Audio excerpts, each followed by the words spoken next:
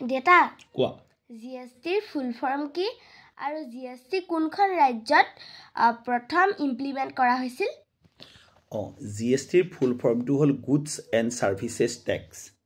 গম পাইছানে পাইছো আমাৰ অসম হ'ল ভাৰতৰ প্ৰথমখন ৰাজ্য যি জিএসটি ইমপ্লিমেন্ট কৰিছিলে প্ৰথমবাৰলৈ গম পাইছা অসমৰ পিছত বিহাৰ আৰু ঝাৰখণ্ডে জিএসটি ইমপ্লিমেন্ট কৰিছিল বুজি পাইছানে পাইছো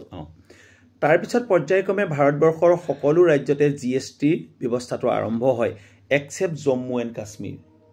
গম পালানে পালো